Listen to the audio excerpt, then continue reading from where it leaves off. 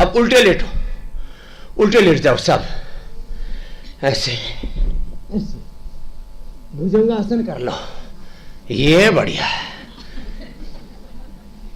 यही कर लो 10 बार से शुरू करके 100 बार। 10 बार से शुरू करके कितनी बार, तो कभी भी जिंदगी में कमर नहीं दुखेगी।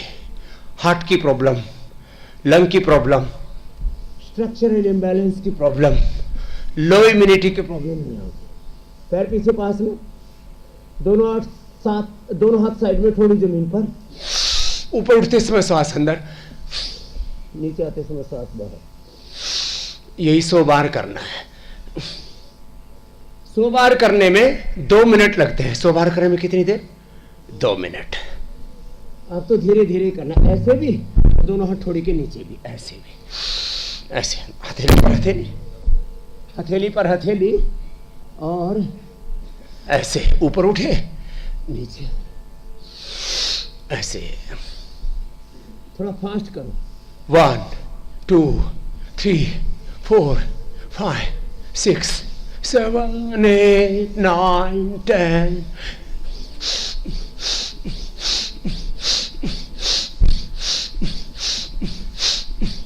पूरा ऊपर पूरा नीचे, कुछ नीचे नीचे ऐसे ऐसे कर रहे हैं, ऐसे ऐसे नहीं, पूरा ऊपर, कोहनियां पूरी सीधी, ऐसे ऐसे।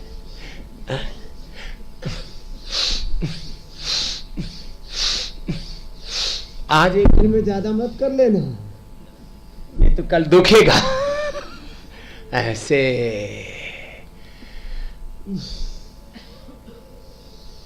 बनी बात, बन गई। तो मुंडी हिला रहे बैठे बैठे।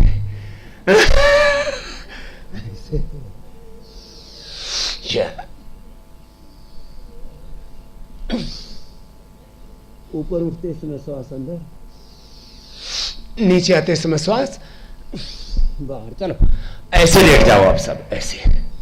हमें बड़ा आश्चर्य होता है और बड़ी दया भी आती है, करुणा भी आती है। हमने किसी के भी, गांव की भाषा में बोले तो, टाट से बाल, सिर से, खोपड़ी से बाल ना झड़े, इसके लिए केश कांति एडवांस बना रखा है। लोग हेयर ऑयल के नाम पर मिनरल ऑयल और अलग प्रकार के जेल लगा करके अपने खोपड़ी का हुलिया खराब कर रखा है। खास करके पुरुषों में पहले ये बाल झड़ने वाली समस्या बुढ़ापे में आती थी। आजकल तो 30 35 40 सालों में ही लोग गंजे हो जाते हैं। बहुत तो शादी में भी विग लगा करके आते हैं। अरे रामा रामा, क्योंकि लोग टोका टाकी ना करें कि बुढ़ों की शादी में आए हैं कि बच्चों की शादी में आए। चलो वही अलग बात है कि कुछ मन चले बुढ़े भी बड़े खर्राट होते हैं। कुछ कुछ लोग वीडियो डालते रहते हैं 80 की साल में शादी की, और फिर जो है फिर चुटकुले छोड़ते रहते हैं कि चलो छोड़ो, सुबह सुबह बुरी बातें करना ठीक नहीं है। सिर के बाल उड़ गए रे रामा रामा।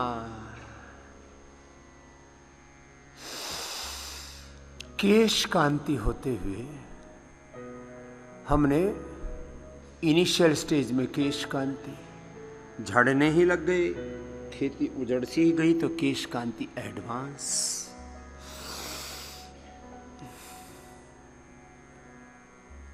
फिर सरसों के तेल को भी हमने सिर में लगाने के लिए उसको जड़ी बूटियों से संस्कारित कर दिया। सरसों के तेल को भी, तिल के तेल को संस्कारित कर दिया। मूलतः आयुर्वेद में सभी तेल 99% तिल के तेल से सिद्ध किए जाते हैं।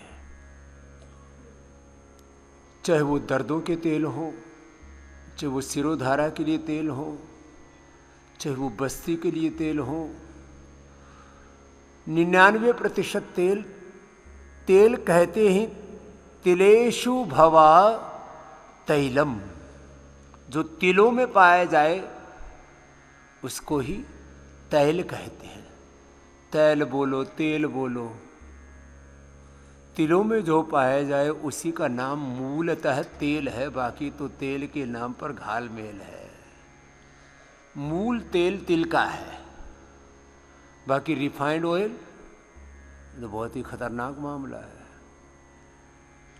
लोगों की दिमाग का, दिल का और सेहत का दिवालिया इसलिए निकल रहा है कि लोगों ने तिल तेल छोड़ करके, थोड़ा आजकल की मॉडर्न लैंग्वेज में बोले तो कच्ची घानी और वर्जिन ऑयल छोड़ करके,